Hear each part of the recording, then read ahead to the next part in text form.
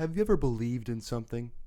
I mean, really believed in something, despite all of reality, despite all the facts. You just believe it no matter what? Have you ever believed in something so hard that you make drastic decisions based on that belief, no matter what people say, no matter what the facts are, and no matter if it makes you look stupid or not?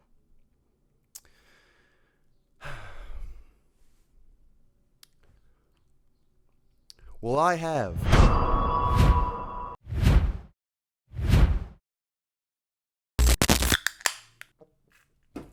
What's going on, everybody? It's UFC 317 fight week. We finally made it. Charles Oliveira versus Ilia Topuria. We finally made it, guys. And you know what's going on. I'm about to go through all of my predictions and picks for the entirety of the main card. I'll give you my breakdown and what I think is going to happen in the fight. And the first fight that we're going to get into is Peyton Talbot versus Felipe de Lima. All right.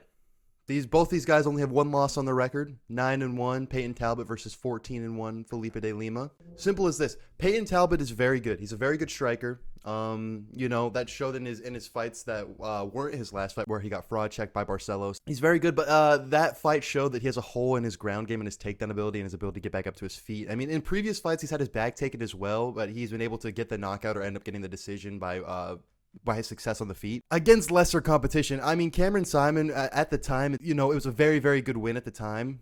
But Cameron Simon is a bit frail. He's a bit of a victim. He's a bit susceptible to damage and to getting finished. We're learning that now. So that win is meh. It's a meh. It's a good win, but meh. So Peyton Talbot is very good, but Felipe de Lima or Lima. Felipe Lima, he is legit. Lima is legit. He's extremely good. His ground game is amazing. His submission ability. He's one of the most brightest prospects that are coming up in the division right now. He exploded onto the UFC scene with a short notice submission win over Muhammad Naimov, which is a very good win. And not to pat myself on the back or anything, I had Felipe Lima by submission in that fight. One of my best picks all time. It was a very good day that day. But yeah, that submission over Muhammad Naimov and then a solid decision over Miles Johns. His ground game is very exceptional. And I don't understand why they did this match. They matched this fight up. This is a very good fight. This is going to be a banger fight. On the feet, it's not completely it's not a one-sided fight, but on the feet, it'll be competitive and Talbot will have an edge. But when it gets to the ground, that gap is going to be a lot larger for Lima on the ground than it is for Talbot on the feet. So Talbot always has a chance to spark Lima, but I imagine Lima's going to be able to get him down and probably win this fight by submission. So I'm going to take Lima by submission. I'll go round two. I think the first round will be some exchanges on the feet. Talbot might even land some clean shots and he'll feel a little bit of that success, getting a little bit of that confidence. But then I think Lima's going to be able to take him down and hold him there the whole first round, and then Talbot will sort of get a little bit demoralized like he was in the Barcelos fight. He had some good moments later in the fight, but he looked like he knew he was about to lose that fight, and he looked like he knew he wasn't prepared enough to win that fight, and it would seem pretty obvious in his demeanor and how he's carrying himself. So I think that Lima will be able to find that submission in round two after Talbot's gets a little bit of that feeling in him that he thinks it's over. I don't think I'm good enough to get up off the ground. I don't think I'm good enough to win this fight. I think Lima will be able to find the submission, probably on Talbot's back, probably a rear naked choke. I think he'll be able to submit Peyton Talbot. I'm really high on Lima, but Talbot always has the chance to absolutely spark Lima, so I'm not going to fully count him out there, but I definitely think Felipe Lima will win this fight via submission in the second round. Let's move on to the next fight. The second fight on the main card, Brandon Royval versus Joshua Van, an absolute banger fight. The flyweight division is just extremely exceptional right now as far as entertainment value and skill. This is a banger fight, guys. This got fight of the night written all over it. And I'm gonna spoil it a little bit. I do have this for fight of the night because I believe this will be, but this is a very, very good fight. The exchanges on the feet are gonna be amazing. I believe that Brandon Royval is going to have a edge on the ground if it ever gets there. Joshua Van has really, really good takedown defense, though, which was shown in the fight against Ray Saruya. That prospect, he showed really good takedown defense, was able to beat him up on the feet. Joshua Van is very good, but he's taking this fight on short notice, and I don't know how I feel about that. Most of these fights, he's had a really short time in between, but we're getting to the top of the division. I don't know how much that lack of prep time is going to translate into success at the top of the division. I don't think it really does translate to success at the top of the division. So what I'm thinking is that Royval is going to win this fight. Now, Joshua Van has had trouble with the reach the reach of other fighters. He seems a bit small even for flyweight sometimes. Even in the Edgar Chairez fight, he won that fight. He won that fight in my opinion. I don't think that he lost, but Chairez was able to hurt him on several occasions. It was a very good back and forth fight, but Chairez, that reach of Chairez and the length of Chairez seemed to be something that was an issue for Joshua Van. And then when we go back even further to the Charles Johnson fight, which he actually lost and got knocked out, it again was the physical presence and the reach of Charles Johnson that gave him trouble. I don't know about you guys, but I think that Brandon Royval is a hell of a lot better than Charles Johnson and Edgar Chairez. This is a really huge step up, and Royval is going to have that reach advantage that he has struggled with in the past. Although I do think Joshua Van is going to be able to get inside the distance and land some combinations and some boxing and be able to hurt Royval in moments. I think that Royval is going to be able to defend for when he needs to, and when it gets in close, he may be able to use the clinch and maybe able to get Joshua Van down. And if he doesn't get him down, I think that those moments are going to favor Royval, even when he gets in close and he could get his hands on him. And then when they're at distance and boxing, I think Van definitely has an advantage in the striking, but I think that reach advantage for Royval is going to cause a bit of trouble for Van. So I'm thinking that Brandon Royval is going to win this fight for being a little more well-rounded. I think Brandon Royval is very, very good. He's one of the best in the division, and he just proved it taking out Tatsuro Taira in his last fight. I'm just thinking, guys, I don't know. This is a little too short notice for Joshua Van. I think given a full training camp, which I think he's going to need coming up in the division like this. I mean, this is a huge jump, rank 11 to number 1 when he's lost to Charles Johnson and struggled a little bit with Edgar Chairez. This is too big of a jump and on too short of a notice. And I'm thinking Brandon Royval is going to win this via decision, 29-28. I think Van will be able to get one of the rounds, but Royval's a dog, man. He's a vet at this point. He knows what it takes to win a decision in the UFC at this point. Win a 3-round fight. He has what it takes. So I'm going to put this as Royval decision, and I think it could be fight of the night. This is a stacked card. I mean, Pantoja Cara France could be fight of the night. Oliveira Topuria could be fight of the night. But I think this one's going to go to a decision. It's going to have a ton of action packed into it. So I'm going to go ahead and put this as the fight of the night and Brandon Royval by a decision. All right, let's move on to the next fight.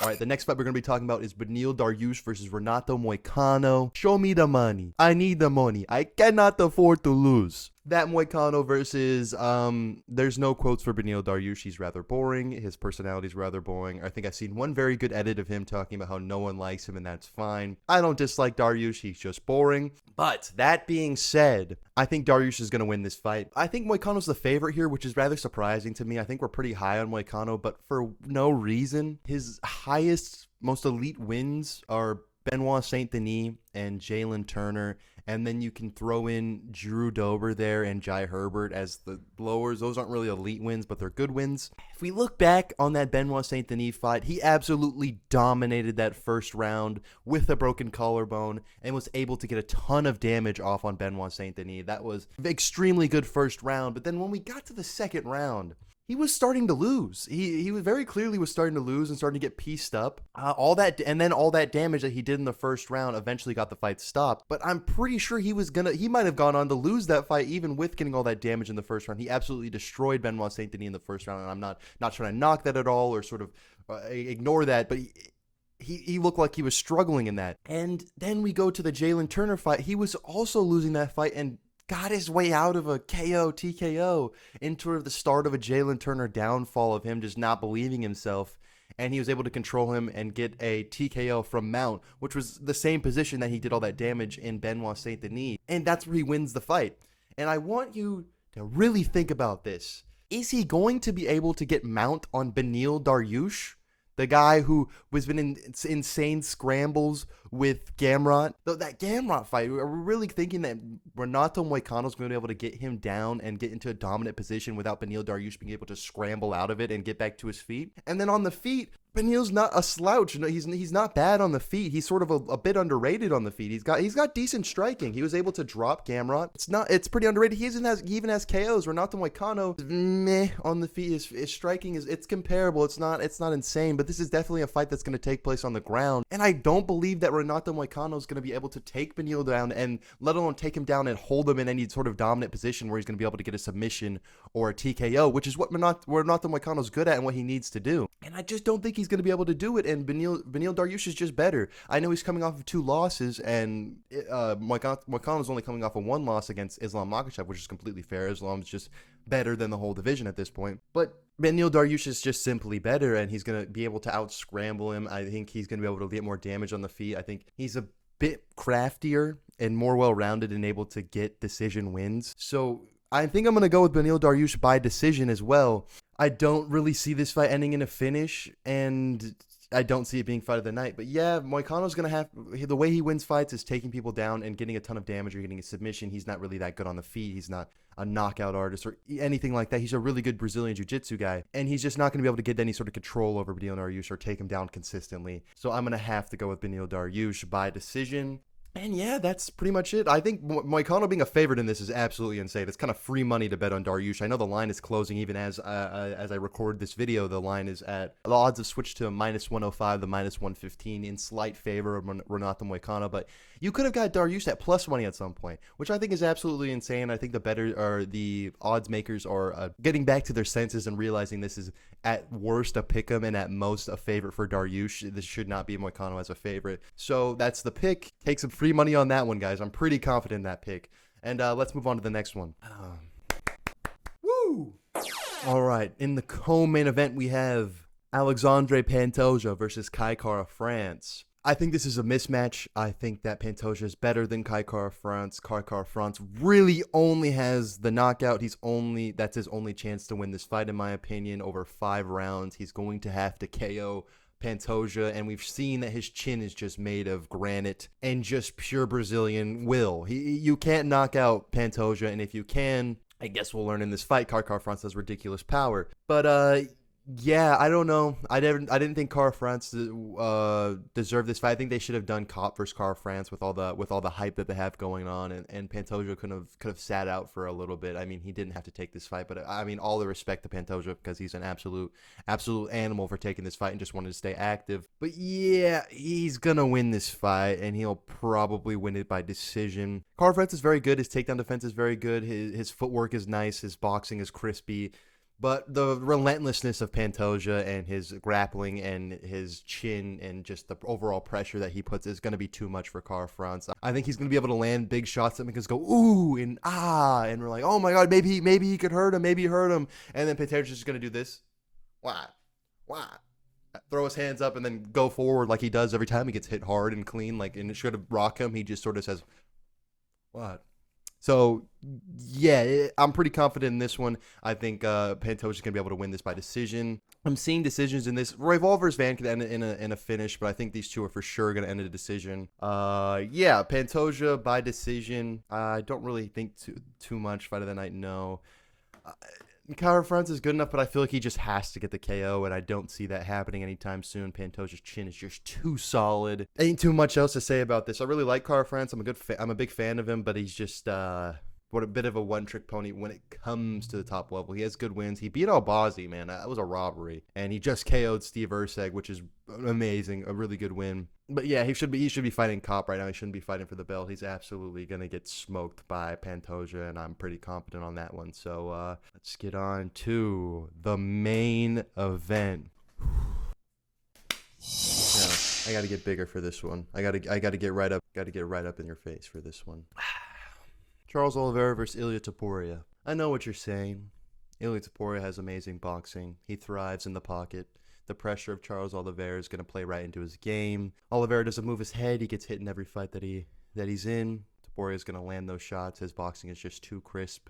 And all these things, you know. But, what's that? Hold on. You guys hear that? You hear something?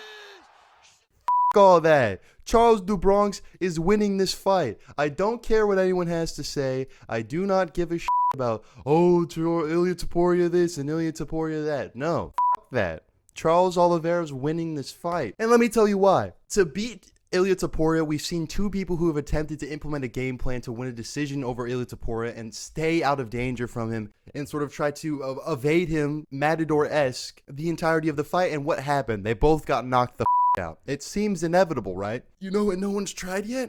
Go straight at the motherfucker. Go right down the pipe. Go straight at him. And you know what Charles Oliveira is going to do? He's going to immediately put on that pressure and walk Topuria down and meet him in the pocket, and meet him dead center. And I know this is plays into his game. It plays right into his game, but everyone else has tried to avoid it and dance around and keep their distance and win, but it never works. Topuria is always able to find them. So I think the way to beat Topuria, the person who's going to beat him is going to be somebody who finishes him or knocks him out. And you know who is able to do that? Charles Oliveira. Oliveira is going to be bigger than him by a little bit. I've been hearing this take that Ilia Topuria is the same height as Arman, so he's going to be a similar build. Arman's definitely bigger than Topuria, width-wise and muscular-wise. He has a lot more muscle mass than Ilia Topuria does. He's definitely bigger. I think he was lying about struggling to make 145 and walking around at 190 or whatever the crazy thing he said was. Oliveira's going to have the reach advantage. Oliveira's going to have the size advantage, and he's going to have an advantage on the ground. I think people are overrating Ilia Topuria's grappling. I know he had really good success in the Bryce Mitchell fight, and even against Max Holloway, he was able to take him down, which is nothing to laugh at. That's very impressive that he's able to get Holloway down. But